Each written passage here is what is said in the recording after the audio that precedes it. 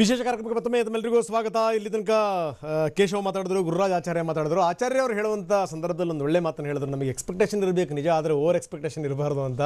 ಸಮಾಜದ ಯಾವ ರಂಗಗಳಲ್ಲಿ ಓವರ್ ಎಕ್ಸ್ಪೆಕ್ಟೇಷನ್ಸ್ ಇಲ್ಲ ಅಂತೇಳಿ ಅಂತ ಒಂದು ಕೇಳಬೇಕು. ಒಂದು ಯಾಕೆ ಅಂತಂದರೆ ಅಟ್ಲೀಸ್ಟ್ ನಾವು ಹೆಚ್ಚಿಂದ ಎಕ್ಸ್ಪೆಕ್ಟ್ ಮಾಡಿದಾಗ ಒಂದಿಷ್ಟು ಕಡಿಮೆ ಆದರೂ ನಮಗೆ ಸ್ವಲ್ಪ ಹೆಚ್ಚು ಸಿಗ್ಬೋದು ಅನ್ನೋಂಥ ಒಂದು ಮನೋಭಾವನೆ ಅತ್ಯಂತ ಸಹಜವಾಗಿರುತ್ತೆ. ಒಬ್ಬ ಉದ್ಯಮಿಯಾಗಿ ಮುರಳೀಧರ್ ಅವರ ನಿರೀಕ್ಷೆಗಳು ಏನೇನಿದೆ ಅಂತ ನಾನು ಬಂದು ಇದು ಆಲ್ರೆಡಿ ಕೇಶವ್ ಗುರುರಾಜ್ ಹೇಳಿರ್ಬೋದು. ಈ ಒಂದು ಪ್ರಶ್ನೆ ಬರುತ್ತೆ, ಇದು vote on account full budget ಅಂತ. ನಾರ್ಮಲಾಗಿ ಏನಾಗುತ್ತಂದರೆ ವೋಟ್ ಆನ್ ಅಕೌಂಟ್ ಅಂತ ಡಿಸೈಡ್ ಮಾಡಿಬಿಟ್ಟು ಸರ್ಕಾರ ಬಂದು ಪ್ರೆಸೆಂಟ್ ಮಾಡಿಬಿಟ್ರೆ ಅದರಲ್ಲಿ ನಮಗೆ ಏನು ಎಕ್ಸ್ಪೆಕ್ಟೇಷನ್ಸ್ ಇರಬಾರ್ದು. ಯಾಕಂದರೆ ಬರೀ ನೆಕ್ಸ್ಟ್ ಒಂದು 4-5 ಮಂತ್ಸಲ್ಲಿ ಅವ್ರು ಎಷ್ಟು ದುಡ್ಡು ಖರ್ಚು ಮಾಡ್ತಾರೆ, ಎಷ್ಟು ಕಲೆಕ್ಟ್ ಮಾಡ್ತಾರೆ, ಅದನ್ನು ಒಂದು ಪಟ್ಟಿ ಮಾಡಿ ಎಲ್ರಿಗೂ ಕೊಡ್ತಾರೆ ಅಷ್ಟೇ, ಇನ್ನೇನು ಮಾಡೋಕ್ಕೋಗೋದಿಲ್ಲ. ಬಟ್ ಆಗಿದ್ರೂ ನಾವೇ ಸರ್ಕಾರಕ್ಕೆ ತಿರ್ಗಾ ಬರ್ತೀವಿ, ನಾವೇ ನಮ್ಮ ಪಾಲಿಸೀಸ್ ಇಂಪ್ಲಿಮೆಂಟ್ ಮಾಡ್ತೀವಿ ಅಂದ್ಕೊಂಡು ಒಂದು ಫುಲ್ ಸ್ಕೇಲ್ ಬಡ್ಜೆಟ್ಟು ಪ್ರೆಸೆಂಟ್ ಮಾಡಲಿಕ್ಕೆ ಒಂದು ಅವಕಾಶ ಇದೆ. ಅದರಿಂದ ಇವಾಗ ಇಂಡಸ್ಟ್ರೀಸ್ ಕಡೆಯಿಂದ ಸೆಂಟ್ರಲ್ ಗೌರ್ಮೆಂಟಿಂದ ಈ ಬಡ್ಜೆಟ್ಗೋಸ್ಕರ ವೆಯ್ಟ್ ಮಾಡಿ ರಿಫಾರ್ಮ್ಸ್ ಮಾಡಬೇಕು ಅಂತ ಈ ಸರ್ಕಾರ ಯಾವಾಗಲೂ ಅಂದ್ಕೊಂಡಿಲ್ಲ. ಕಂಟಿನ್ಯೂಸ್ ರಿಫಾರ್ಮ್ಸ್ ಮಾಡ್ತಾನೇ ಇದ್ದಾರೆ. ಕೆಲವೊಂದು ಸಮಯ ಏನಾಗುತ್ತಂದರೆ ಎಷ್ಟು ರಿಫಾರ್ಮ್ಸು ಚಿಕ್ಕ ರಿಫಾರ್ಮ್ಸ್ ಆಗ್ತಾನೆ ಇರುತ್ತೆ, ನಮಗೆ ಪಬ್ಲಿಕ್ಕಲ್ಲಿ ಅಷ್ಟು ಕಾಣಬರೋದಿಲ್ಲ, ಇದು ಪ್ರೆಸ್ಸಲ್ಲಿ ಅಷ್ಟು ಜಾಸ್ತಿ ಪಬ್ಲಿಸಿಟಿನೂ ಆಗೋದಿಲ್ಲ. ನೋಡಿ, ಇವಾಗ ಮೊನ್ನೆ ಒಂದು ಲಾಸ್ಟು 15 ದಿವಸದ ಮುಂಚೆ ರಿಸರ್ವ್ ಬ್ಯಾಂಕ್ ಆಫ್ ಇಂಡಿಯಾ ಏನು ಮಾಡ್ತು, ಈ ಹೊಸ ಗವರ್ನರ್ ಬಂದ ಮೇಲೆ 25-30 ವರ್ಷದಿಂದ ಇರೋ ಒಂದು ಎಕ್ಸ್ಟರ್ನಲ್ ಕಮರ್ಷಿಯಲ್ ಬಾರೋಯಿಂಗ್ಸ್ ಏನಿದೆಯೋ ಅದಕ್ಕೆ ಕಂಪ್ಲೀಟ್ ರಿಲ್ಯಾಕ್ಸೇಷನ್ ಮಾಡಿಬಿಡ್ತು. ಅಪ್ ಟು $750 million ನೀವು ಯಾರಾದರೂ ಕಂಪನಿ ಆಟೋಮ್ಯಾಟಿಕ್ ರೂಟಲ್ಲಿ ಎಕ್ಸ್ಟರ್ನಲ್ ಕಮರ್ಷಿಯಲ್ ಬಾರೋಯಿಂಗ್ಸ್ ಮಾಡ್ಬೋದು ಅಂತ. ಯಾಕಂದರೆ ನಮ್ಮ ರೂಪಾಯಿ ಬೇರೆ ಕುಸಿತಾ ಇದೆ, ಡಾಲರ್ ಬಂದು 72 ಬಂದುಬಿಡ್ತು ತಿರ್ಗ. ಅದರಿಂದ ಎಲ್ಲ ಕಡೆಯಿಂದ ನೋಡಿದ್ರೂ ಮೀಡಿಯಮ್ ಸೆಕ್ಟರ್ ಇಂಡಸ್ಟ್ರೀಸ್ಗೂ ದೊಡ್ಡ ಇಂಡಸ್ಟ್ರೀಸ್ಗೂ ಪ್ರಪಂಚದಲ್ಲಿ ಇರೋ ಲಿಕ್ವಿಡಿಟಿನ ಯೂಸ್ ಮಾಡಿಕೊಂಡು ಅವರು ಬಿಸ್ನೆಸ್ ಮಾಡ್ಬೋದು ಅಂತ ಒಂದು ಲಿಬರಲೈಸ್ ಮಾಡಿಬಿಟ್ಟು ಒಂದು 30 ವರ್ಷದಿಂದ ಒಂದು ಡಿಫಿಕಲ್ಟ್ ಇಶ್ಯೂನ ಆರಾಮಾಗಿ ಮಾಡಿಬಿಡ್ತದ್ದು. ಆದರೆ ಪ್ರೆಸ್ಸಲ್ಲಿ ಅದ್ರ ಬಗ್ಗೆ ತುಂಬ ಜಾಸ್ತಿ ಡಿಸ್ಕಷನ್ನೇ ಆಗಿಲ್ಲ. ಈ ಥರ ಸ್ಮಾಲ್ ಥಿಂಗ್ಸ್ ಆಗ್ತಾನೆ ಇದೆ. ಇನ್ನೊಂದು ಅದೂ 15 ದಿವಸ ಆಯಿತು, 4,500 ಕೋಟಿ ರೂಪಾಯಿ ಖರ್ಚು ಮಾಡಿಬಿಟ್ಟು ಇನ್ಕಮ್ ಟ್ಯಾಕ್ಸ್ ಬ್ಯಾಕ್ ಬೋನನ್ನು ಸ್ಟ್ರೆಂಗ್ತನ್ ಮಾಡಬೇಕು. ನಾವು will spend that money in the next to technology. ಇನ್ಫೋಸಿಸ್ಗೆ ಇದು ಕೊಟ್ಟಿದ್ದಾರೆ. ಯಾಕಂದರೆ ಆವಾಗ ನೀವು ಇನ್ಕಮ್ ಟ್ಯಾಕ್ಸ್ ರಿಟರ್ನ್ ಫೈನ್ ಮಾಡಬೇಕಾದ್ರೆ ನಿಮ್ಮ ಓನ್ ರಿಟರ್ನ್ ನೀವು ಲಾಗಿನ್ ಮಾಡಿದ ತಕ್ಷಣ ನಿಮ್ಮ ಡೀಟೇಲ್ಸ್ ಎಲ್ಲ ಬಂದುಬಿಡುತ್ತೆ ಅಪ್ಲಿಕೇಶನಲ್ಲಿ. ನೀವು ಬರೀ ಈ ವರ್ಷ ನಿಮ್ದು ಎಷ್ಟು ಇನ್ಕಮ್ ಇದೆ, ಏನೇನು ಎಕ್ಸಮ್ಷನ್ಸ್ ಇದೆ ಅಂತ ಮಾತ್ರ ಅಪ್ಲೋಡ್ ಮಾಡಿಬಿಟ್ರೆ ವಿತಿನ್ 24 hours ನಿಮಗೆ ರೀಫಂಡು ಬಂದುಬಿಡುತ್ತೆ. ಆ ಥರ ಒಂದು ಚೇಂಜ್ ಮಾಡಿಬಿಟ್ರೆ ಅವರು ದೇ ಹ್ಯಾವ್ ಸ್ಟಾರ್ಟೆಡ್ ದಟ್. ಈ ಥರ ಒಂದು reform probably there are very few countries in the world who have such a kind of.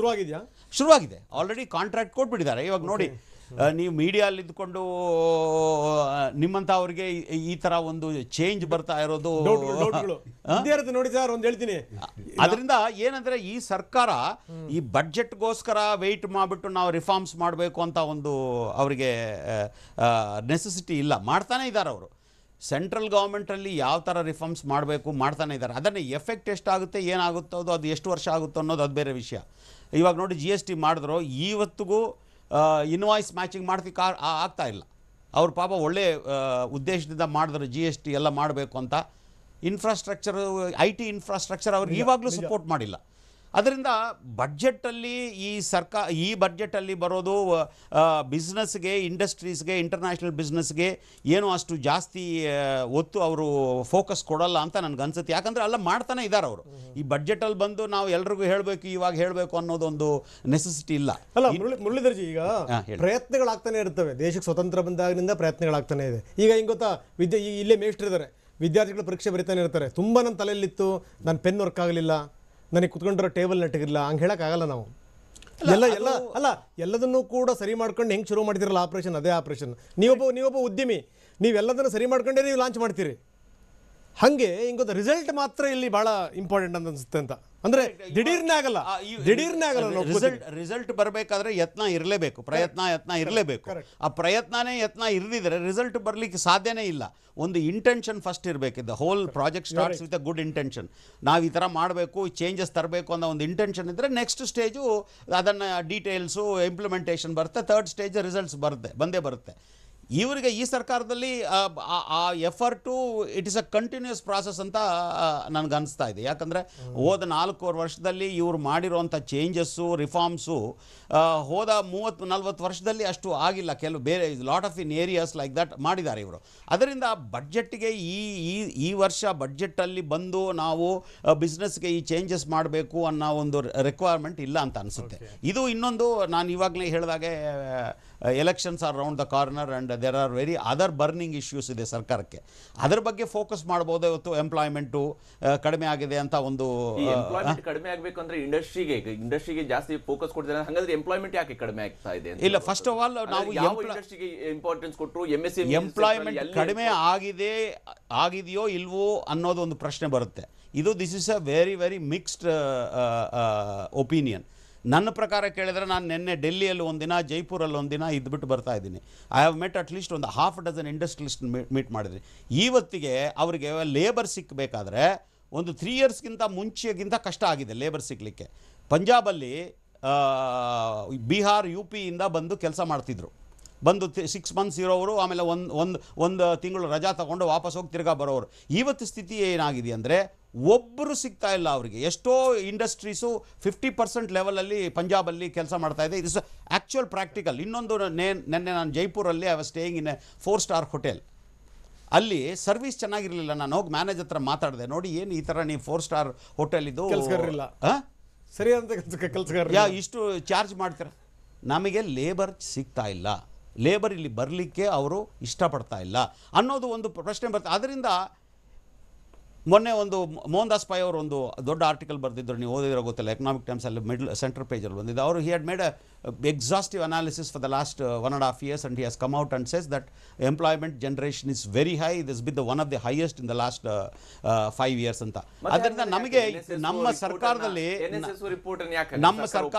ಇರೋ ಅವ್ರ ಮುಕ್ತ ನೋಡಿದ್ರೆ ನನಗೆ ಗೊತ್ತಾಗುತ್ತೆ 45 years ಅಲ್ಲಿ ಲೋಯೆಸ್ಟ್ ಅಂತ ಹೇಳುವಂತ ರಿಪೋರ್ಟ್ ಅನ್ನ ಹಂಗಾದ್ರೆ ಯಾಕೆ ಅದನ್ನ ಕೌಂಟರ್ ಮಾಡೋದಕ್ಕೆ ನೀತಿ ಆಯೋಗದ ಡೆಪ್ಯೂಟಿ ಚೇರ್ಮನ್ ಬಂದುಕೊಂಡು ಕೂತ್ಕೊಂಡು ಮಾತಾಡಿದಾಗ ಅವ್ರಿಗೆ ಅದನ್ನ ಯಾರು ಅಪ್ರೂವ್ ಮಾಡಬೇಕು ಅನ್ನೋದೇ ಗೊತ್ತಿಲ್ಲ. I don't know exact figures. I don't know if NITI Aayog ಹಂಗೆ ಹೇಳುತ್ತೆ. ಯಾಕಂದ್ರೆ ನಮ್ಮಲ್ಲಿ ನಾವು ಪ್ಲಾನಿಂಗ್ ಕಮಿಷನ್ ಇರುವಷ್ಟು ಸಮಯ ಕೂಡ ನಮ್ಗೆ ಅಟ್ಲೀಸ್ಟ್ ಆನ್ಲೈನ್ ಅಲ್ಲೂ ಕೂಡ ಸಿಕ್ತಿತ್ತು, ಏನಿದೆ ಕರೆಂಟ್ ಡಾಟಾ ಏನೋ ಅಂತ ಸಿಕ್ತಿತ್ತು. ಈ ಡಾಟಾನೇ ಸಿಗೋದಿಲ್ಲ ಅಂತ ಹೇಳಿದ್ರೆ ಯಾಕೆ ಮುಚ್ಚಿಡ್ಬೇಕು? ಈಗ ಎಲ್ಲ ಅನಾಲಿಸಿಸ್ ಮಾಡ್ತಾರೆ, ಎಲ್ಲರೂ ಅನಾಲಿಸಿಸ್ ಅಲ್ಲಿ ಹೇಳ್ತಾರೆ ಹಿಂಗಿದೆ ಇಲ್ಲಿಲ್ಲ ಅಂತ ಹೇಳಿ. ಹಾಗಾದ್ರೆ ಓಲಾ ಊಬರ್ಗೆ ಹೋದ್ರ ಅಂತ ಹೇಳಿ ಕೇಳಬೇಕಾಗತ್ತೆ. ಅಲ್ಲಿಗೆ ಬರ್ಬೇಕಾದಂತ ಎಂಪ್ಲಾಯೀಸ್ ಓಲಾ ಊಬರ್ಗೆ ಹೋದ್ರೆ, ಯಾಕಂದ್ರೆ ಅವರೇ ಕೊಟ್ಟಿರೋ ಎಕ್ಸಾಂಪಲ್ ಇದು, ಬೇರೆ ಯಾರು ಕೊಟ್ಟಿರೋ, ಅವರೇ ನೀತಿ ಆಯೋಗದವ್ರು ಕೊಟ್ಟಿರುವಂತ ಎಕ್ಸಾಂಪಲ್ ಇದು. ಓಲಾ ಊಬರ್ ಅಲ್ಲಿ 2.2 ಮಿಲಿಯನ್ ಉದ್ಯೋಗ ಸೃಷ್ಟಿಯಾಗಿದೆ ಅಂದ್ರೆ ಎಲ್ಲರೂ ಕೂಡ ಅಲ್ಲಿಗೂ ಹೋದ್ರಾ ಅಂತ ಕೇಳಬೇಕಾಗತ್ತೆ. ನಾವು 2 ವಿಷಯ ಇದೆ. ಒಂದು, ನಾವು ಗೌರ್ಮೆಂಟ್ ಡೇಟಾ, ಆಮೇಲೆ ಇವಾಗ ಇರೋ ಆಲ್ ಇನ್ಯಾಕ್ಯುರೇಟ್ ಡೇಟಾ ಇಟ್ಕೊಂಡು ಒಂದು ಇನ್ಫರೆನ್ಸ್ಗೆ ಬರಬೇಕಾ, ಆನ್ ದ ಗ್ರೌಂಡ್ ರಿಯಾಲಿಟಿ ಏನಿದೆ ಅಂತ ಅದನ್ನ ನೋಡ್ಬಿಟ್ಟು ಪ್ರತಿಯೊಬ್ಬರ ಎಕ್ಸ್ಪೀರಿಯನ್ಸು ನೋಡಿದ್ರೆ ಇವಾಗ ಫಸ್ಟ್ ಎಷ್ಟು ಸರ್ಕಾರ ತನ್ನ ಡೇಟಾವಾಗಿ ಕೊಡಬೇಕಲ್ಲ. ಅಲ್ಲಲ್ಲ, ಡೇಟಾ ಗ್ರೌಂಡ್ ಅಲ್ಲಿ ಇದೆ ಅಂದ್ರೆ ಆ ರಿಯಾಲಿಟಿಯನ್ನ ಸರ್ಕಾರ ಕೊಡಬೇಕು ಅಂದ್ರೆ ನಾವು ಎಕ್ಸ್ಪೆಕ್ಟ್ ಮಾಡ್ಬೇಕಲ್ಲ ಅಂತ. ಮುರಳೀಧರ್ ಅವ್ರ ಜೊತೆ ಮಾತಾಡ್ತೀನಿ ಬಗ್ಗೆ ಚರ್ಚೆ ನಾವು ಮುಂದುವರ್ಸೋಣ. ಚಿಕ್ಕ ಬ್ರೇಕ್ ನಂತರ.